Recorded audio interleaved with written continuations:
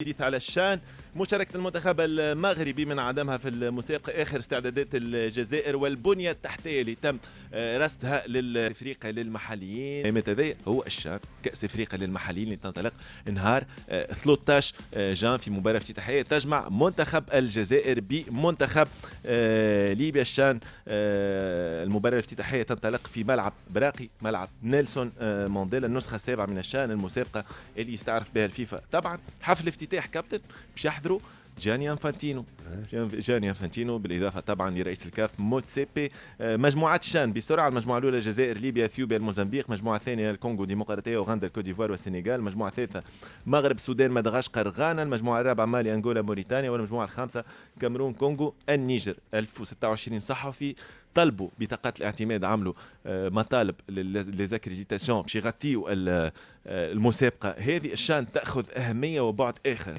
باش نحكيو على الخبر اللي هو مشاركه المغرب من عدمها.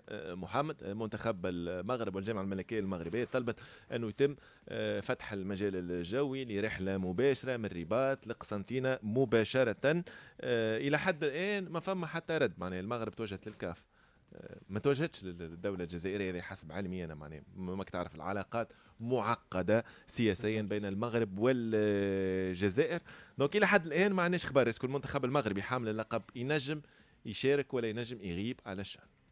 أنا حسب ما سمعت يعني أنه الحل اللي ممكن يلقاوه أنه الطيارة اللي باش تهز المغرب باش تكون طيارة تونسية، ما بين باش تهز رحلة مباشرة من المغرب للقسنطينة، لكن الطياره باش تكون تونسيه هي اللي باش تنقل البعثه المغربيه.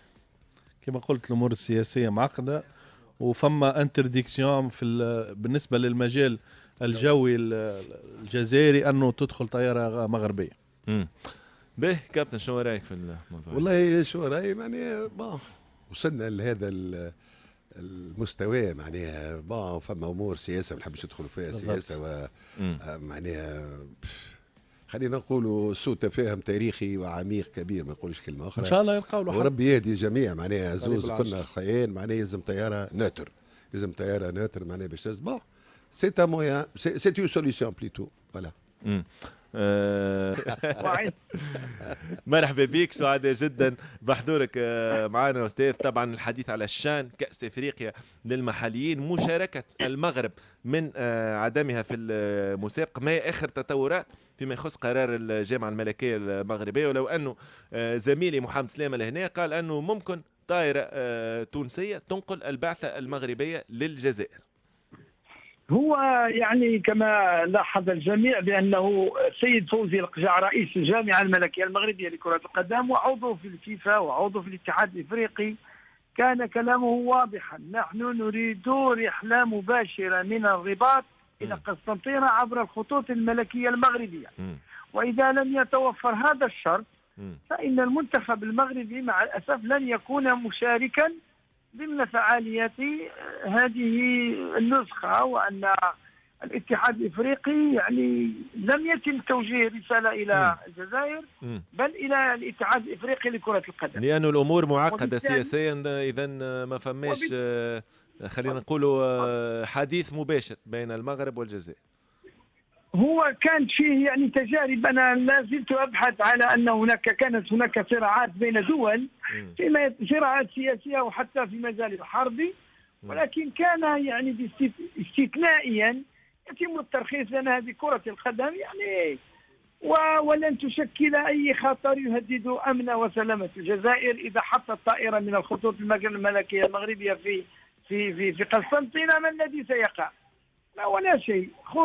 هو المغرب يلتمس ترخيص من الحكومة الجزائرية أو من الاتحاد الجزائري عبر الاتحاد الإفريقي من أجل على الأقل يكون هذا تكريم للمنتخب المغربي وللمغرب الذي وصل إلى نصف النهاية.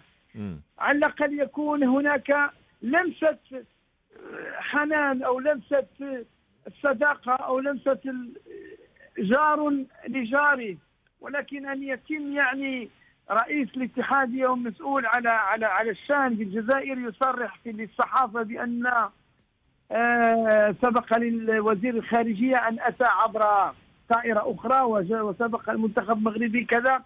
حتى الصحفيين، دابا الأمر لم يتعلق بكرة القدم، يتعلق حتى بالصحفيين الذين تم توقيفهم بالمطار الجزائر وأعيدوا إلى تونس، ومن تونس رجعوا إلى المغرب. شنو أستاذ يعني تعرضتوا لمضايقات كصحفيين مغربيين في الجزائر؟ لم يدخلوا كلهم وصفتهم الأمن الجزائري بأن هذا الصحفيين هم من المخابرات.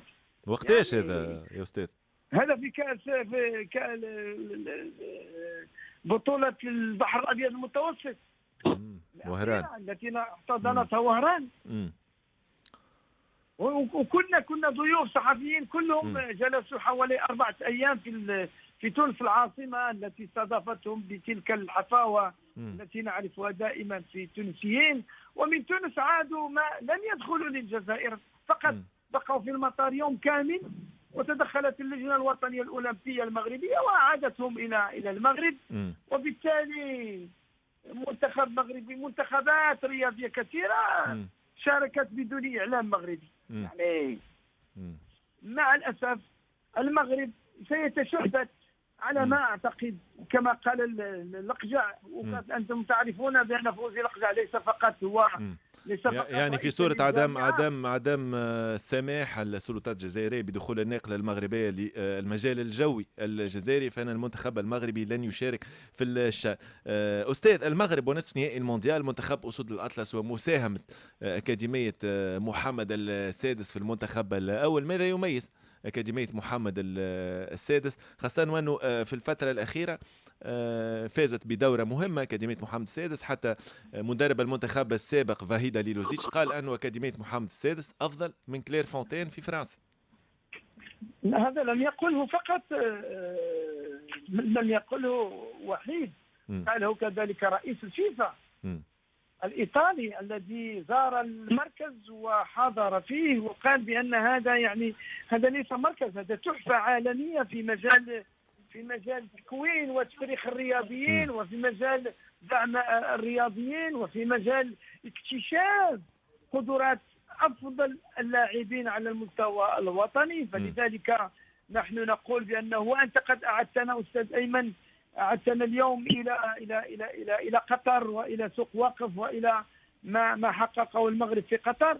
فلذلك نقول بأنه أكاديمية محمد السادس فهي يعني منشأة رياضية من المستوى العالمي، من الطراز العالمي، الذي يعني لو زرته لوجدت نفسك في مدينة رياضية. يعني الملاعب والمسابح والفنادق والمنتزهات والفضاءات وكل شيء متوفر فيها، لأنها هي يعني بلغت تكلفتها فقط 140 مليون درهم.